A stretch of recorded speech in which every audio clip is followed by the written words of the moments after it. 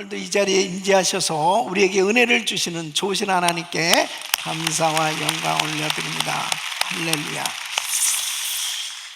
사람들은 누구나 다 자신의 한 번 사는 인생 잘 살기를 원합니다. 정말 열심히 사람들은 무엇인가 투자하면서 살고 있죠. 자신의 재능과 물질과 시간과 모든 것을 투자하면서 열심히 살아가고 있습니다. 그 이유는 자신의 인생이 잘 되는 인생, 잘 사는 인생이 되기 위함이죠. 우리 성도님들의 삶도 그럴 거예요. 정말 무언가 열심히 투자하면서 살고 있지 않습니까? 그런데 자신의 인생을 돌아보면 한두 번 정도는 내가 참 그렇게 하지 말았어야 했는데, 내가 그때 잘못 판단했던 거야, 잘못 결정했던 거야, 잘못 투자했어, 그런 생각을 가질 수 있는 그런 일이 있을 거예요. 그래서 우리 예수님께서는 정말 이 땅에서는 안전하지 않다는 것이요, 보장될 수가 없는 그런 삶이 될 수 있다는 거예요. 그래서 주님이 이렇게 말씀을 하십니다. 마태복음 6장 20절에 보면 오직 너희를 위하여 보물을 하늘에 쌓아두라. 저기는 좀이나 동록이 해하지 못하며 도적이 구멍을 뚫지도 못하고 도둑질도 못하느니라. 하나님의 나라에 투자하는 인생, 하나님의 나라를 위해서 그곳에 투자하는 것이 가장 안전하고 그리고 보장됐다, 그렇게 주님께서 말씀하고 있는 겁니다. 그러니까 하나님의 나라에 투자를 한다는 것은 하나님께 드리는 것을 의미하는 거죠. 그러니까 우리 인생이 잘 살아야 되겠는데, 자기의 인생이 잘 사는 인생이 되기 위해서는 하나님 앞에 잘 드리는 삶이 되어야 잘 사는 인생이 될 수 있음을 말씀하고 있는 겁니다. 그러니까 성경을 보니까 가장 값진 투자, 가장 잘 드리면 하나님 앞에 복된 인생, 잘 사는 인생이 될 수 있음을 말씀하고 있습니다. 예를 들면 아브라함은 그의 인생에 가장 잘 드린 것은 100살에 낳은 아들 이삭을 하나님 앞에 드렸던 것입니다. 그에게 있어서 생각해보면 이건 정말 잘한 일이야 라고 할 수 있다면, 하나님의 말씀에 순종해서 독자 이삭을 번제로 드리라 했을 때 그 말씀에 순종해서 드렸던 거죠. 그렇기 때문에 하나님께서 그에게 네가 이제야 나를 경외한 줄 알았다, 그 하나님이 약속하신 그 놀라운 말씀을 분명하게 컨펌해 주시면서 여호와 일의 축복을 그의 생에 또 자손 만대까지 그렇게 은혜를 주셨던 걸 보게 됩니다. 솔로몬도 마찬가지예요. 솔로몬도 그의 생에 잘한 일은 왕이 돼서 하나님 앞에 1000번제를 드렸던 것입니다. 그 하나님 앞에 1000번제를 드리고 나서 그는 자기가 구하지도 않았던 부와 수와 모든 것들을 하나님께서 지혜와 함께 다 주셨던 것을 경험하게 되지요. 자신의 인생에 참 잘했던 것이 하나님 앞에 잘 드렸던 거구나 하는 것을 알게 됩니다. 마리아는 옥합을 깨서 주님 앞에 드립니다. 그 마리아, 가난한 여인에게 있어서 이 옥합을 깨서 주님 앞에 드렸던 것은 그의 평생에 가장 잘 드렸던, 잘 선택했던 일이라고 나중에 고백하게 될 거예요. 왜냐하면 우리 주님께서 복음이 전파되는 곳마다 이 여자의 이름도 기념하여 말하라, 이렇게 말씀을 하신단 말이에요. 그러니까 우리가 살아가면서 정말 나의 인생이 잘 사는 인생이 돼야 되는데, 잘 사는 인생이 되려면 하나님 앞에 잘 드린 인생이 되어야 한다 하는 것을 말씀하고 있는 거예요. 저와 우리 성도님들은 정말 잘 사는 인생이 되어야 될 줄로 믿습니다. 한 번 사는 인생, 우리의 남은 생에 이제 얼마 되지 않겠지요. 그런데 나의 삶을 마감하는 그 순간, 육체를 가지고 사는 이 땅에서의 삶이 그대로 다 드러날 텐데, 하나님 앞에 잘 드리는 인생이 되어야 되겠다. 여러분, 오늘 이 본문 말씀은 너무나 우리에게 잘 사는 인생이 될 수 있는 비결을 잘 교훈해 주고 있습니다. 하나님께서는 우리를 축복하시기 위해서, 잘 사는 인생이 되기 위해서 잘 드리는 환경을 만들어 주실 때가 있어요. 오늘 이 본문 말씀을 보면 예수님께서 게네사렛 호숫가에서 사람들에게 말씀을 전하고 계셨습니다. 그때 많은 사람이 모였어요. 그래서 주님께서 이 베드로의 배를 빌려서 이제 강대상으로 사용하셔서 그 많은 사람들에게 말씀을 가르치셨습니다. 그리고 그 베드로의 그 빈 배에 물고기를 가득 채워주시고, 그리고 이 베드로를 사명자로 불러주셔서 위대하게 쓰시는, 이 베드로를 부르신 그 장면을 알 수 있습니다. 오늘 저는 이 말씀을 통해서 저와 우리 성도님들이 정말 한 번 사는 인생, 우리의 남은 생에 잘 사는 인생이 되어야 되겠다. 오늘 이 말씀을 듣는 모든 성도님들이 베드로처럼 이렇게 잘 사는 인생 될 수 있기를 예수 이름으로 축원합니다. 하나님의 나라에 투자를 잘 할 수 있어야 된단 말이죠. 잘 드리는 인생이 되어야 잘 사는 인생이 될 수 있는데, 그러면 어떻게 하면은 하나님 나라에 잘 투자를 할 수 있을까? 그 첫째는 하나님께 드리는 훈련을 잘 받아야 됩니다. 여러분, 오늘 이 2절 말씀을 보면은 호숫가에 두 배가 있는 것을 보시니 어부들은 배에서 나와서 그물을 씻는지라. 자, 어부들이 그물을 씻고 있었습니다. 배들이 이렇게 있었어요. 그래서 3절에 보면 예수께서 한 배에 오르시니 그랬습니다. 여러 배 가운데 한 배를 선택하셨습니다. 그 배는 누구의 배예요? 시몬의 배라. 베드로의 배를 주님이 빌리셨어요. 이 베드로는 전혀 그런 생각을 하지 않았겠지만은 정말 뜻하지 않게 예수님께서 말씀을 전하시는데 자신의 배를 빌려드릴 수 있었어요. 그 주님께서는 자녀들을 축복하실 때 하나님께 드릴 수 있는 환경을 만드시는 겁니다. 그런데 잘 드리면 하나님께서 놀라운 은혜를 부어주시는데, 자, 이 배에 물고기가 가득 채워질 뿐 아니라 자기의 배뿐 아니라 친구의 배까지 두 배에 가득 채워지도록 하나님께서 축복을 해주셨는데, 그리고 위대한 사도로 이 베드로를 불러주셨는데, 이렇게 하나님께서 축복해 주시기 위해서 드릴 수 있는 환경을 만드시지만 사실 드리는 훈련이 안 되면 순종이 잘 안 됩니다. 왜 순종이 안 되냐? 사람들의 마음에 이기심이 있어요. 욕심이 있습니다. 그렇기 때문에 자꾸 인색한 마음이 드는 거예요. 그 하나님 앞에 드린다라고 했을 때 육신적인 생각을 가지면은 참 순종이 쉽지 않습니다. 그렇기 때문에 이 드리는 훈련이 얼마나 중요한지 모릅니다. 그러니까 성경에 보면은 하나님 앞에 이 드리는 훈련을 통해서 하나님이 연단해 주셨고, 그리고 드리는 환경을 주심으로 순종할 때 역사해 주시는 것을 보게 됩니다.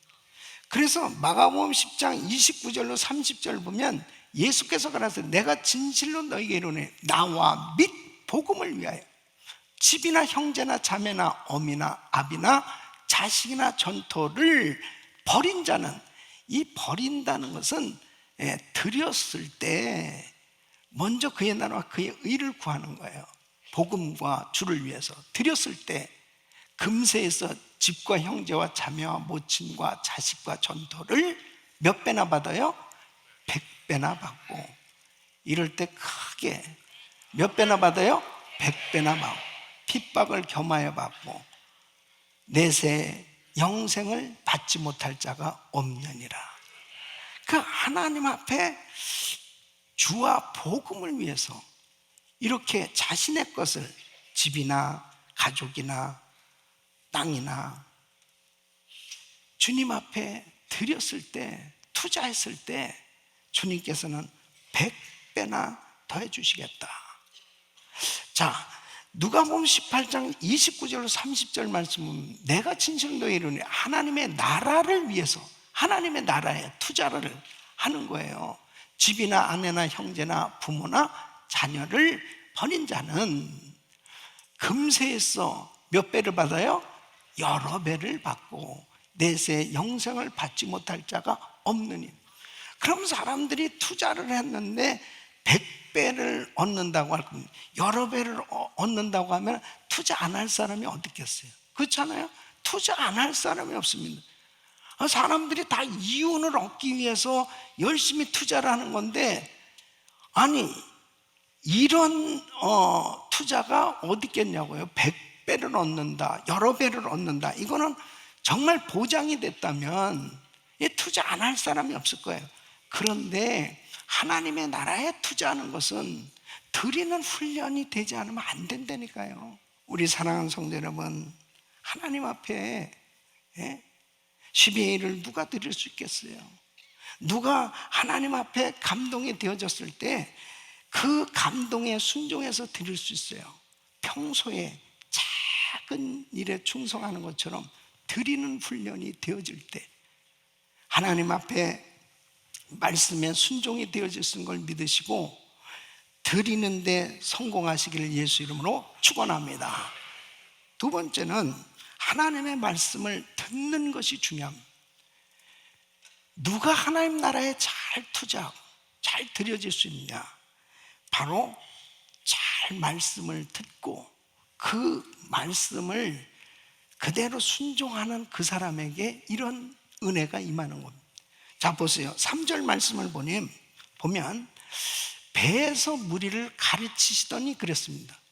자, 예수님께서 누구의 배를 타셨어요? 베드로의 배를 타셨죠. 지금 베드로는 어디 있을까요? 지금 그 배 안에 있는 거예요. 자신의 배니까. 그러니까 예수님께서 그 배를 타시고 말씀을 전하시니까 베드로는 자연히 주님 곁에서 지금 말씀을 듣고 있는 거죠. 여러분, 믿음은 주님의 말씀을 들어야 믿음이 생겨지는 겁니다. 그러니까 로마서 10장 17절 말씀, 믿음은 들음에서 나며 들음은 그리스도의 말씀으로 말미암니다. 그러니까 주님의 말씀을 들을 때 믿음이 생겨지고 믿음이 있어야 순종하는 거예요. 그러니까 이 베드로는 믿음이 없던 사람이죠. 그런데 자신의 배를 주님이 말씀을 전하는 강대상으로 빌려드리고 그 배에 타서 주님이 말씀을 전하시는데, 말씀을 가르치시는데 그 말씀을 계속 듣다 보니까 베드로는 말씀에 감동을 받기도 하고 은혜를 받았어요. 아, 목사님, 베드로가 은혜를 받았다, 감동받았다, 어떻게 알 수 있습니까? 누가복음 5장 5절에 보면 이제 예수님께서 베드로에게 깊은 곳에 그물을 던지라고 합니다. 그랬을 때 이 베드로가 이렇게 대답하는 거예요. 선생이요, 우리들이 밤이 맞도록 수고를 했을 때 얻은 것이 없지만은 다 해봤습니다. 전부 낮은데 깊은데 멀리 다 가서 물고기를 잡아봤지만은 얻은 것이 없습니다. 근데 뭐라 그래요? 말씀에 의지하여 내가 그물을 내리리이다. 이건 놀라운 은혜예요. 그러니까 물고기 잡는데 누가 전문가냐고요? 베드로가 예수님보다 더 전문가예요. 베드로가 너무 잘 알아요. 물고기만 잡으며 살았던 사람이니까. 그런데 주님이 말씀을 전하시는데 주님의 말씀을 듣다 보니까 와, 너무 감동이야. 그리고 이분을 존경하게 되고 이분의 말씀을 정말 이렇게 신뢰하게 되는 그런 믿음이 생겨진 거죠. 그러니까 주님이 말씀하신 대로 말씀에 의지하여 그물을 내립니다. 여러분, 말씀을 잘 듣는 게 이렇게 중요합니다. 우리가 신앙생활하면서 믿음이 있어야 하나님 앞에 잘 드리는 인생이 될 수 있는데, 믿음을 가지려면 하나님의 말씀이 있어야 돼요. 하나님의 말씀을 들어야 믿음이 생겨지고, 그 믿음을 가져야 하나님 말씀에 순종이 되어서 순종해서 드려질 때 내 인생이 잘 사는 인생이 될 수 있다니까요. 우리 사랑하는 성도 여러분, 성경을 보십시오. 어떤 사람이 정말 잘 사는 인생이 되었습니까? 하나님의 말씀을 통해서 믿음을 갖게 되었을 때 주님이 드리라고 하는 감동을 주실 때가 있습니다. 예수님의 제자들에게 예루살렘 떠나지 말고 아버지가 약속하신 것을 기다려, 몇 날이 못해 성령으로 세례를 받으리라 그랬어요. 그때 그 제자 가운데 마가가 자기의 마가의 다락방, 그 마가의 다락방이 바로 110명이 모여서 약속의 말씀을 붙들고 기도하는 장소가 됐어요. 그 장소에 성령의 불이 떨어졌다니까요. 여러분, 그 마음에 자신의 집을 내어드리고 자신의 인생을 드릴 수 있는 그 순종은 믿음이 있어야 돼요. 그것은 하나님의 말씀을 가까이 할 때 믿음이 생겨진대.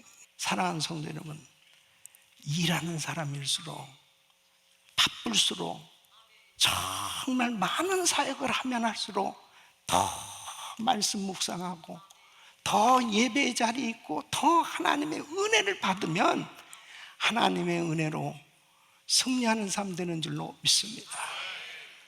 세 번째는 자신을 깨닫는 것이 중요한 겁니다. 누가복음 5장 8절 보시면 시몬 베드로가 이를 보고 예수의 무릎 아래 엎드려 가로되 주여 나를 떠나소서 나는 죄인이로소이다. 비로소 베드로가 주님 앞에 무릎을 꿇었어요. 그리고 이렇게 고백하는 것입니다. 저는 죄인입니다. 자기를 발견한단 말이에요. 여러분, 주님을 가까이 할 때 자신의 무능함, 자신의 부족함, 자신의 죄가 깨달아지는 거예요. 평소에는 잘 모릅니다. 평소에는 자기가 잘난 줄 알아요. 자기가 그냥 괜찮은 줄 알아요. 그런데 주님을 가까이 하면 자신을 깨닫게 됩니다. 자신이 깨달아져야 주님 앞에 잘 드리는 인생이 될 수 있다니까요. 아브람은 창세기 18장 27절 말씀 보면 티끌과 같은 나라도 감히 주께 구하나이다. 우리가 기도의 자리에 있어야 되고 주님과 가까이 와줘야 되는 그 이유가 뭐냐면 자기의 부족함을 알게 된단 말이에요. 내가 이렇게 더 부족하고. 욥은 동방의 부자였습니다. 의인이라고 할 만큼 신앙생활 잘했습니다. 주님도 인정하실 만큼 신앙생활 잘했습니다. 그런데 그에게 어느 날 환난이 닥쳐왔어요. 10자식 다 죽게 되고, 그리고 그 많던 재산 한 번에 다 없어졌습니다.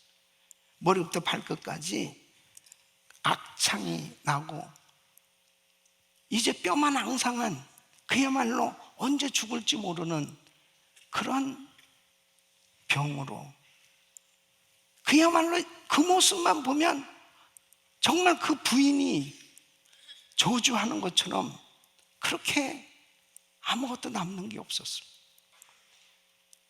세 친구들이 자기를 찾아왔어요.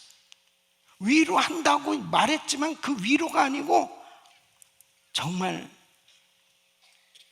더 괴롭히는 그런 속상한 변론이 벌어집니다. 그동안 앙상하게 남고 병든 몸이지만은 이 욥은 자존심 하나 살아가지고 이 친구들하고 변론하는 거예요. 나는 이렇게 저주받을 만큼 내가 신앙생활하지 않았어.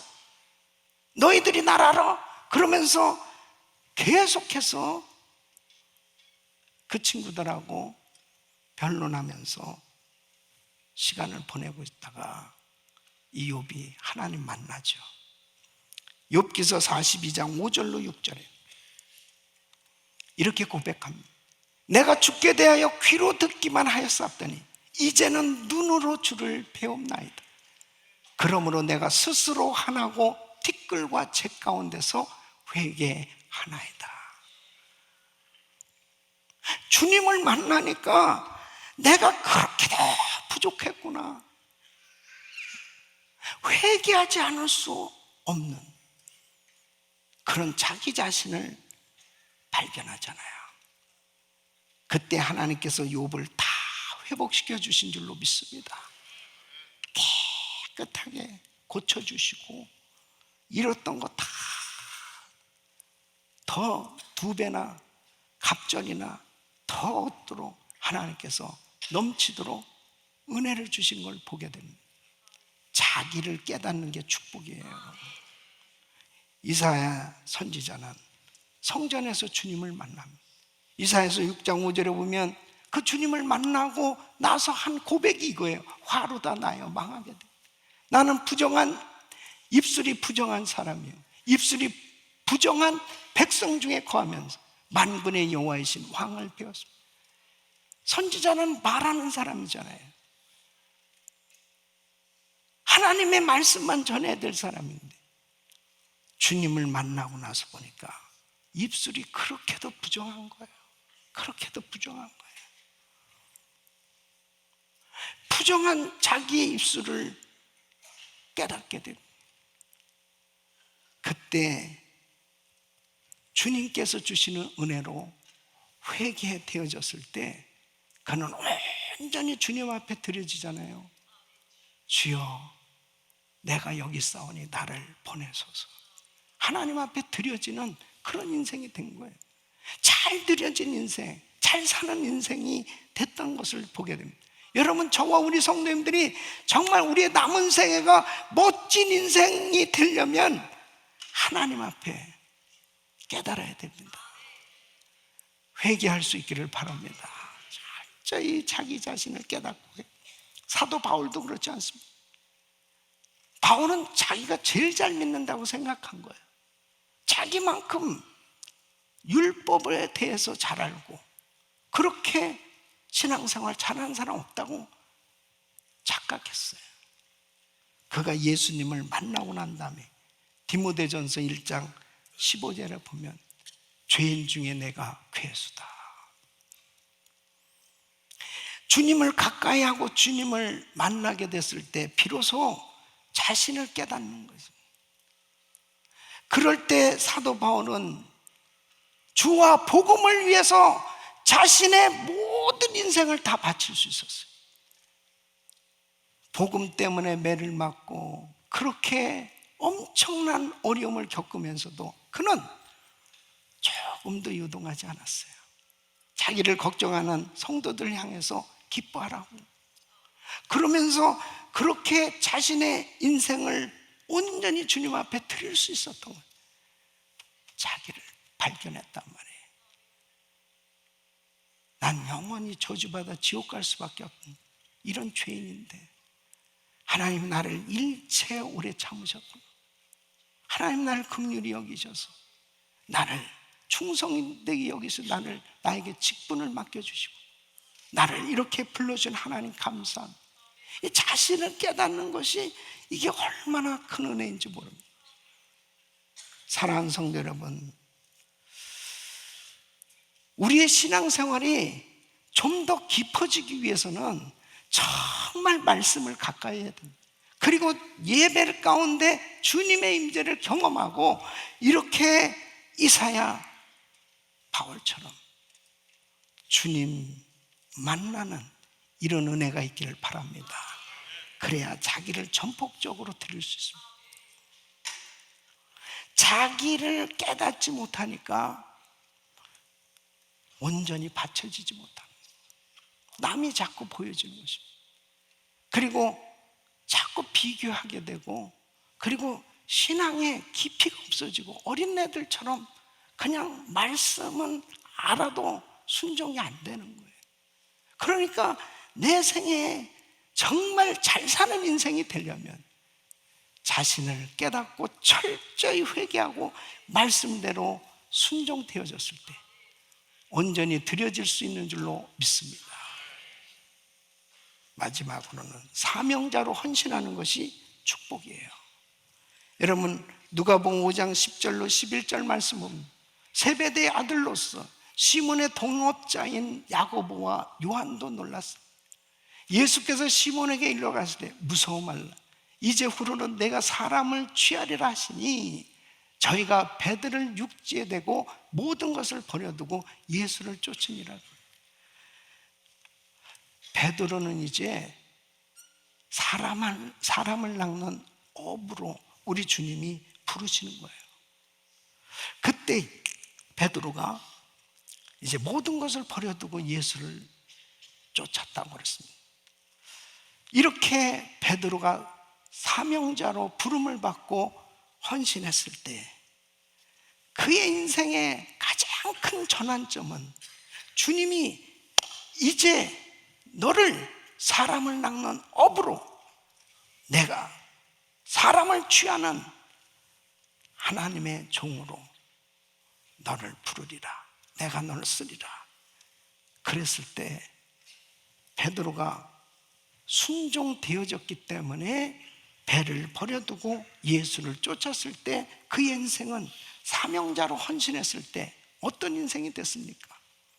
그냥 갈릴리 어촌의 어부로 그냥 살다가 끝난 인생이 아니고, 바로 그는 전 세계에 복음을 전할 수 있는 복음 전하는 자로, 하나님 앞에 사명자로 위대하게 쓰임받은 줄로 믿습니다. 그렇다면 베드로만 사명자입니까? 목사와 선교사만 사명자입니까? 마태복음 28장 19절에는 너희는 가서 모든 족속으로 제자를 삼으라는 이 말씀, 이 명령은 바로 예수 믿는 우리 모두를 사명자로 부르신 줄로 믿습니다. 그러므로 복음을 위해서 하나님께서 우리 자녀를 쓰시겠다고 하신다면, 우리 사업장을 쓰시겠다고 하신다면, 우리 가정을 쓰시겠다고 하신다면, 우리의 교회를 쓰신다고 하신다면 드릴 수 있다는 것, 이것이 가장 큰 복인 줄로 믿습니다. 하나님의 나라를 위해서 우리는 사명자로 부름을 받은 것, 나의 인생을 다시 한번 돌아보는 시간이 돼야 됩니다. 이제 2024년도를 시작하면서 어떻게 살아야 될 것인가? 내가 할 수 있는 한, 교회가 할 수 있는 한, 우리가 할 수 있는 한 하나님 앞에 주신 이 모든 것을 다 사용해서 선한 영향력을 끼치고 예수 그리스도의 빛을 발할 수 있는 그런 삶이 되시기를 예수 이름으로 축원합니다. 복음을 위해서라면 여러분들이 일어나야 되지 않겠어요? 여러분들이 하나님 그 귀한 모든 것을 통해서 한 영혼이라도 더 주님께 인도할 수 있다면 그것이 바로 여러분 인생의 가장 잘 사는 삶인 줄 믿으시고, 한 분 사는 인생 하나님 앞에 잘 드려져서 잘 사는 인생 되시기를 예수 이름으로 축원합니다.